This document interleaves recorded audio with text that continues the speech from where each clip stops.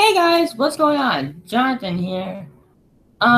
Before I start this review, I want to know from YouTube, why did they label my fourth Ask and Dare video for Godzilla and Mothra as limited or no ads?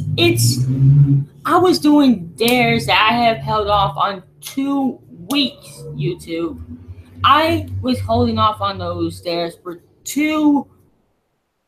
one of those dares has been done to death. It's a damn cliche. The other dare was a proposal.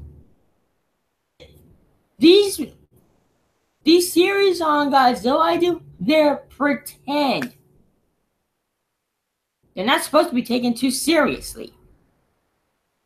Just like with the Female Muto Loves Godzilla series, that's not supposed to be taken super serious, even though the characters in the episode are taken seriously.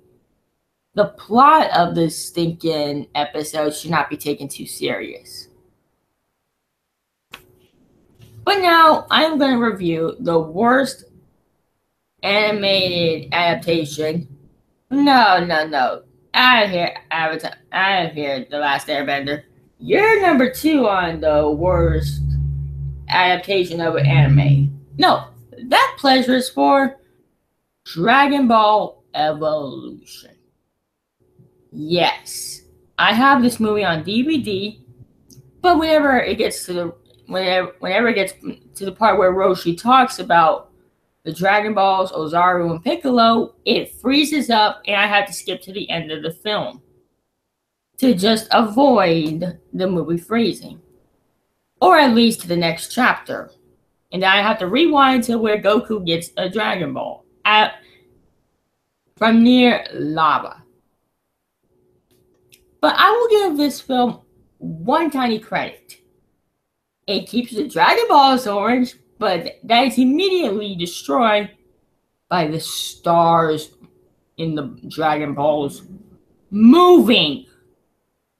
In the show, the Dragon Ball stars were not meant to move. They were supposed to stay in one place. In the movie, however, it says, screw whatever you know about the show.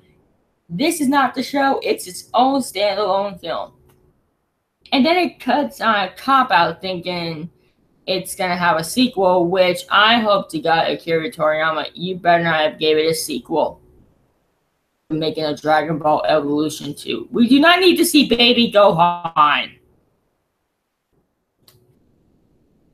It's just like everything else. A movie will end on a cop-out or a cock-out, thinking that it's going to produce a sequel, just like the Mario Brothers and some other films.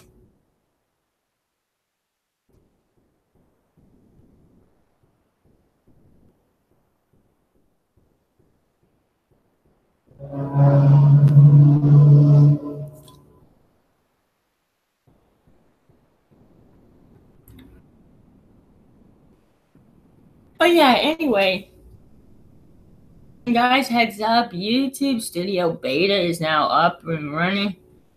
It actually helps you show a lot more quickly on what videos are labeled yellow or not. I checked it on myself. It kind of looks good. I don't know. I haven't gave it that much usage yet. I only use it to see what's new. Oh yeah, and net neutrality has to be an issue, but that's a topic for another video. Dragon Ball Evolution is now. I'm sorry I waited this long on reviewing it after the critic has reviewed it. Him and Team 4-Star and Yu-Gi-Oh! Bridge probably said everything I wanted to say about this film. Everyone who has reviewed this movie has said what I wanted to say. Dragon Ball was never meant to be taken as a full-length movie, unless you count Battle of Gods and Resurrection F. Then they count it as a full-length animated movie. But Evolution as a live action? They even got the style of Goku's hair wrong in this film. And that is unforgivable. No, wait, I take that back. That's not unforgivable. What's more unforgivable is how they treated the Kamehameha technique from the show. In the show, it's a goddamn ball of energy that you charge from, like, right here. In the movie, they say it's an airbending technique.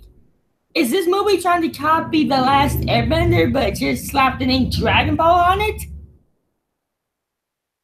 I'm thinking Shyamalan had something to do with this film, because they made the Kamehameha from the movie look so fucking stupid. The Kamehameha, Goku's trademark attack, is destroyed in this one goddamn film. Thank God he didn't go Super Saiyan. I would hate to see how they treat the Super Saiyan form. They got Piccolo. They've got every character. They didn't even show Krillin. I mean, thank God. I didn't want to see Krillin in this film. Shanna's Roshi. Well, they kind of kept the trait of Roshi being a goddamn pervert, having bikini magazines. But here's the problem. Roshi's nose doesn't spew out blood. In the show, that's what Roshi was to do whenever he saw a bikini woman in a magazine. His nose was supposed to shoot out blood.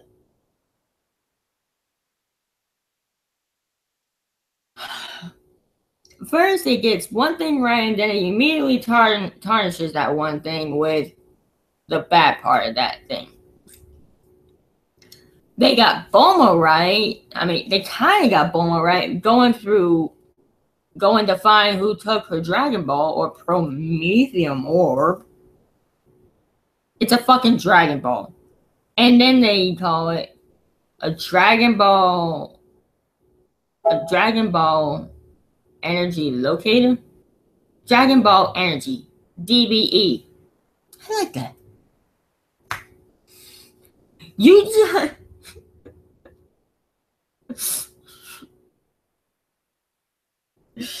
just abbreviated the movie's name. DBE. Dragon Ball Evolution.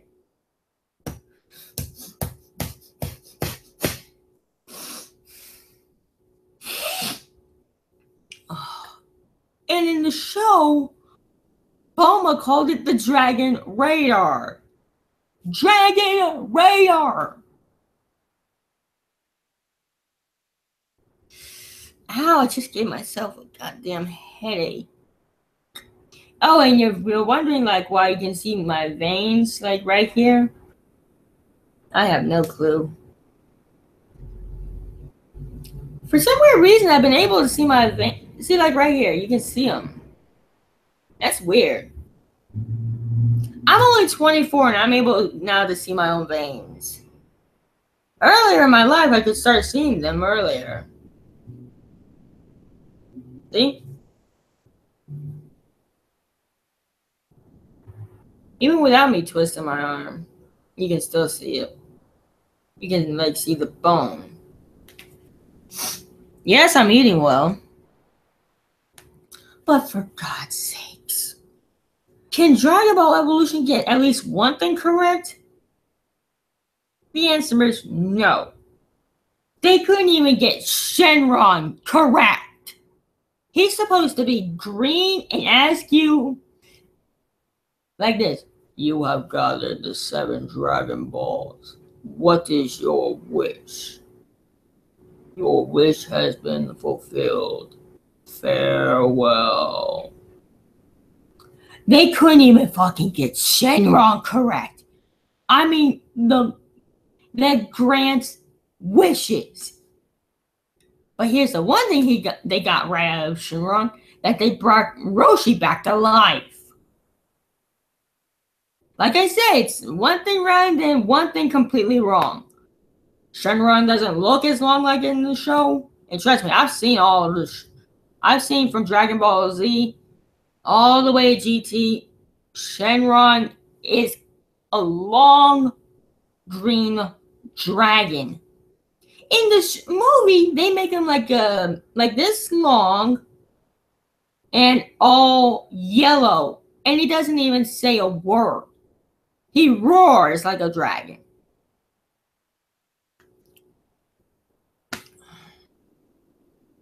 In the show, he roared only when he was granting a wish. In the movie, he roars all the time. The few moments he's on screen, he roars.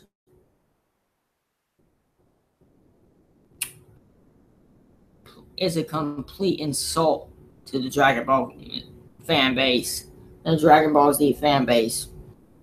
I don't know who the hell directed this film, but you need to make a real Dragon Ball Z film. The thousands of Dragon Ball fans, you fucking insulted, director. You fucking insulted everyone who loves Dragon Ball, and Dragon Ball Z. So bad, I could give it like a 1 out of 10. The 1 out of 10 is where the parts are like kind of from the show, like the Dragon Balls and Shenron granting a wish. And some of the character traits, like, oh yeah, in this film, Goku is not addicted to fighting. And Chi-Chi, she loves to fucking fight. In the show, in Dragon Ball, Chi-Chi was a little girl. She didn't know how to fight too well until Kid Goku came along, and I'm not talking about LTV Taylor, but I'm talking about in the show. That Goku came along and taught Chi-Chi, and thought Chi-Chi, man, she wanted to train him in the form of love. That's because he's a Saiyan. In this movie, they don't label him as a Saiyan. They label him as Ozaru. They couldn't even fucking get Ozaru right because it's a damn big brown ape with a tail. With a fucking tail. In this film, Goku has no tail. The blood waves is caused by a solar eclipse. In the show, blood waves is caused by a full moon when Sam looks at it and with a fucking tail. Akira Toriyama, whoever made this film, you need to kill them. Seriously. Oh my god. Whoever directed this film, you better look out for Akira Toriyama. I hope to God he hits you. I hope to God Akira Toriyama hits you. Because you basically insulted his whole franchise of Dragon Ball through GT by even thinking of making this film. And that's Dragon Ball Evolution. It basically cops out thinking that it's going to provide a sequel like Super Mario Brothers and all of those other films that tease you thinking it's going to have a sequel.